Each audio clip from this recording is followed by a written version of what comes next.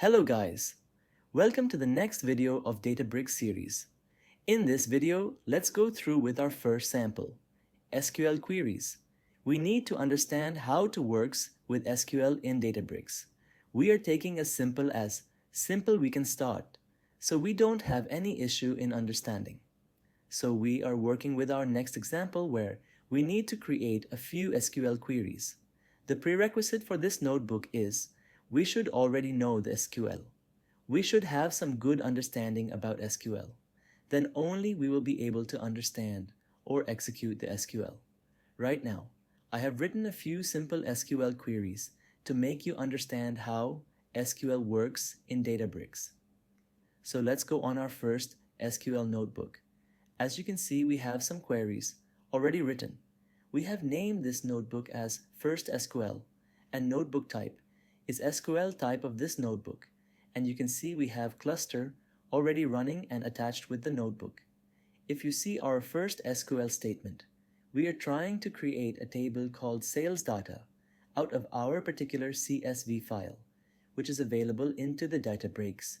If you want to see how file looks like and where the file is available, we can go on the catalog menu in left panel, click on DBFS, click on File Store, Folder, click on Tables. Then you can see we have a Superstore file available. This is the file we are using in Create statement. As you can see, we are making header true and infer schema true so that we already have the column headers defined in our table, and the data type for all the columns we have also written %SQL. This is to indicate this cell will only work with SQL queries, and we are also taking this whole notebook as SQL, so it's not mandatory to write %SQL again and again in each cells. Let's execute this particular query. What it will do, it will take the CSV defined header and find out the column data types, and then create a table called sales data. If you see it's giving us the OK, we can again go into the catalog menu. We can click on the database tab. As you can see, we have a default database, and the name of the database is already defined as name default, and you can see we have a table available called sales data. Let's go back in the notebook.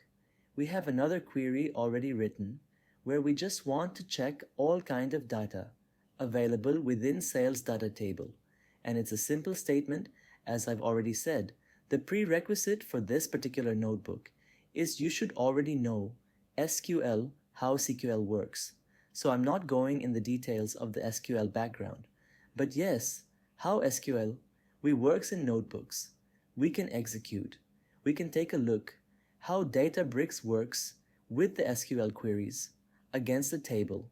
Let's execute this cell. As you can see, it's taking some data out of the sales data table. It's printing the whole table. As you can see, total number of records of rows. You can also see over here, it took 1.40 seconds to get all out of data. We can see below, we have different columns available, and the column names are properly defined. If you see, we have a row ID, and the number is defined there. So data type for this particular column is numeric, and for the order ID, you can see we have characters defined. ABC, that means it's the order. ID is basically a character type. As we can see in the order date, we have the calendar icon. That means this particular column is basically date type. So as you can see, we can execute a simple select star query from the sales data, and the table is already available, which we created in the previous cell, and we have sample data available. In next query, we have describe keyboard in front of select star table. That means print my all column names and print also the data type against each column, so we can know what is the type of the column and what is the name of the column. So that how describe works. If we go with the next query, we have few small examples, so that we understand what kind of queries we can execute and what kind of queries we cannot execute. So let's say I want to select only one column out of all the columns we have. Row ID, give it a single column. it will give you one single column. Result. Then we have order ID, simple same, single column. It will give you one column output. If you want to go with two columns, separated, two columns, order ID and row ID. Let's execute it. As you can see, it will give you two different columns. Again, I want to limit my records with the 10 number of records. Then we have a limit condition and give it a number. I want only the 10 records out of the sales data table. Then it will give us first 10 records. If I want to give select star with limit 10, then I want all the columns with 10 records. Then it will give us the first 10 records. Let's say I want to find out the distinct or the unique region out of one column from sales data table. Then let's execute it. Using the simple query, I can find out what all distinct values we have available in the region column. So this is the simple SQL statement, which we can execute. Now we can say Databricks. SQL can handle all kind of SQL queries, which are ANSI standards. Let's do some experiments with the where clause. As you can see, I have already written some of the queries, and I want to all data for a particular city out of that sales data table. And then I can click on run. It will give me all the columns with this particular city. Let's say I want to apply a where close, and I want a condition with the name of city and with ship mode, and I want all the columns out of that sales table data. Then I can also write this particular query. They gave us the data out of the table, which I want only records. Where do row ID is greater than 1000, not the list less than 1000. Then I can click on run. It will give us some data, which is row ID is greater than 1000. So as you can see, like we have row ID and all the data is available in this column is greater than 1000. We have few examples how Databricks SQL works on the date column.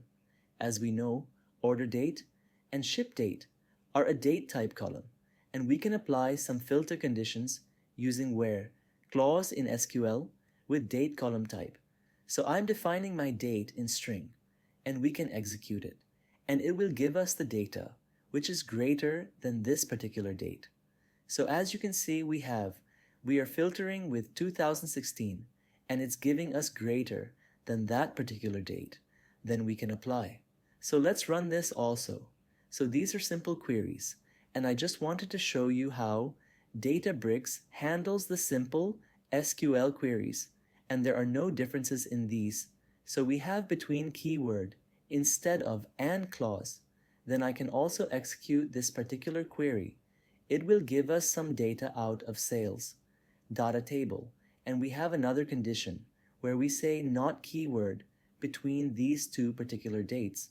So we can also specify if we want to get the data which is not within this particular date range. We have in queries also in the where clause where I want two particular cities out of that sales data table. So either I can apply or clause, and I can also write it into in statement. It's executed. As you can see in the next example, we have sales, and I want to apply between 100 to 300, and I also want to check the profit in between these two values. So I can also write that statement. So as you can see, like where clause is more flexible than SQL in Databricks, if we want to apply the same condition with the not close, then as you can see, I am applying. Not so it will not include this particular date, and it will give us the results back apart from this date value. So let's execute this at the end of the day. I want to apply where clause on our string columns, and I want to know the customer name, which starts with the BR, and I want to apply like clause, so it only returns the customer name, which has the name started with BR. So as you can see, we can use those simple SQL statements, and there is no difference in SQL statements, particularly in Databricks. The normal SQL, which we apply in normal databases, which you might have already worked with, it's almost same. We don't have any differences in that, and we can use the same knowledge which you have already. You can apply that directly into the Databricks. If we have something new in Databricks, we will go there with that in SQL future videos. That's all for this video. I hope you learned something about Databricks. File system in the next video, we will go through Databricks, utilities. Thank you for watching. Please subscribe and see you in the next video.